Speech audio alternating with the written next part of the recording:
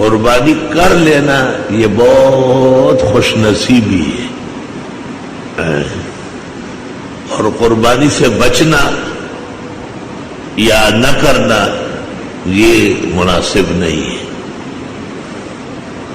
بہت سارے بزرگان دین غربت اور افلاس کو دور کرنے کے لیے قربانی پکڑ لیتا تھا۔ یار توفیق تو نہیں ہے، لیکن غربت و تنگدستی ہے۔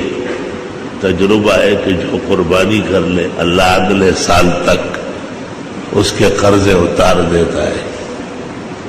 بعض باتیں بڑی عجیب ہوتی ہیں، زبان خلق کو نقار ہے خدا سمجھے۔ میری یادداشت میں گائے کی قربانی کا حصہ 8 روپے آتا تھا، تو ہمارے گھر میں سب سہولتیں تھی، وہ قربانی نہیں کرتے۔ میں نے کہا قربانی کرنا چاہیے۔ گھر کے بڑوں نے پہلے تو بہت سختی کی، اور جاہلوں میں مشہور ہے کہ کیا قرض لے کے کریں گے، حالانکہ قرض لینا واجب ہے۔ زکوٰۃ کے لیے بھی قرض لیں گے، فطرے کے لیے بھی، قربانی کے لیے بھی قرض لینا چاہیے۔ جب سب چیزیں ہیں اور اس وقت رقم نہ ہو تو قرض لے لینا، کیا فرق پڑے گا۔ بہرحال اتنے اتنے کر کے 8 روپے کئی سے پورا کر دیے گئے۔ قربانی گائے میں ایک حصہ ہمیں ملا۔ اگلا سال جب آیا پوری گائے اپنے گھر کی پلی ہوئی۔ والد صاحب نے کہا وہ تیری عظمت کو سلام ہوئے، تو سچا طالب علم ہے۔ میں نے کہا بابا ہمارے بزرگوں نے ایسے گپ مارا ہے، وہ تو بڑے پاک لوگ۔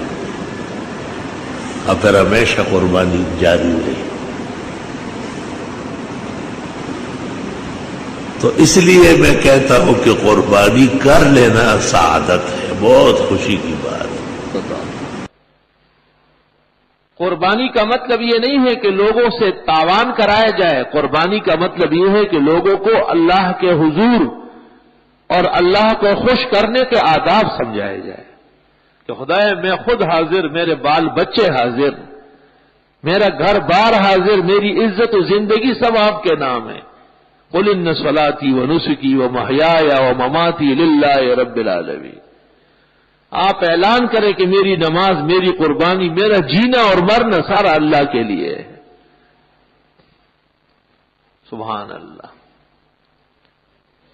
قربانی تو بظاہر بکرے کی ہے، اور بظاہر ایک گائے کی ہے یا ایک گائے میں ایک حصے کی ہے، لیکن حقیقت میں اس کی پشت پر ہمارے اسلام کی شوکت اور عظمت رکھی ہوئی ہے، اور اسلام کی ایک بہت بڑی عزت اور شرافت اس سے وابستہ ہے۔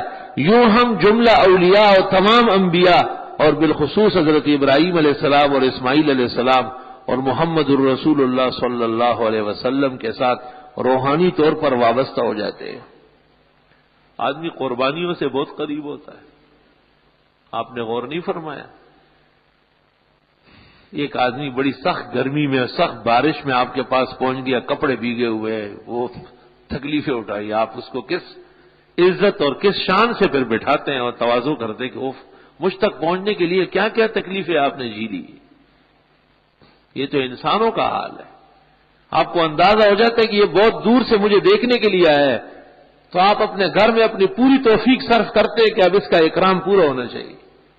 اللہ رب العالمین کے حضور جب بندہ اپنا مالی یا جانی ایک حیث پیش کرتا ہے، ایک کیف آگے بڑھاتا ہے، تو پھر وہ نوازتا بھی اپنی شان کے مطابق۔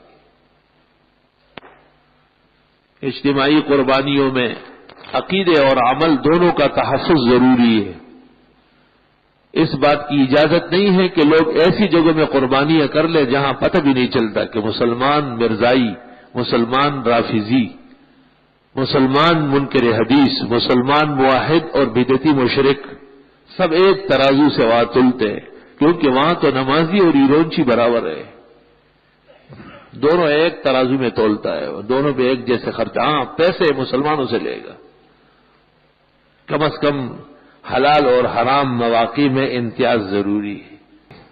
اور الحمدللہ یہ بات اعتراف کے ساتھ کہی جاتی ہے کہ مسلمانوں میں قربانی کا ایک عظیم جذبہ ہے، اور شاید اس وجہ سے 1500 سال گزرنے کے باوجود اسلام تابان اور منور ہے، الحمدللہ۔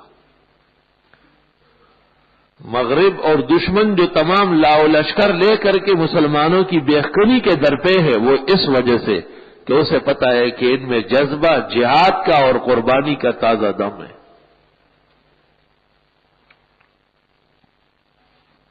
قربانی بہت شوق اور ذوق سے فرمایا کرے، اور بڑی تسلی اور خوش دلی کے ساتھ، چٹھی اور بگاڑ نہ سمجھے اس کو۔ قربانی پر رقم خرچ نہیں ہوتی، جنت کی سواری خریدی جاتی ہے۔ جو رقوم اور جو دولت قربانی پر صرف ہوتی ہے، یہ اس مال پر مال اور ساری کائنات کی دولت اس کے سامنے اس پر رشک کرے گی کہ کاش کہ ہمیں بھی ہمارا کوئی حصہ بھی اس پہ خرچ ہو جاتا۔ آثار میں ہے کہ قربانی کے جانوروں کو قیامت کے دن اس عالم کی شکل میں سواریوں کی شکل میں کر دیا جائے گا، مگر گائے کی شکل میں نہیں، اس جیسی جو وہاں چاہیے ایسی گھوڑی ہوگی۔ بکرا بکرے کی شکل میں نہیں ہوگا، اس کا ایک نیا انداز جنت کا ہوگا جو وہاں کے ماحول کے شائع نشان ہے۔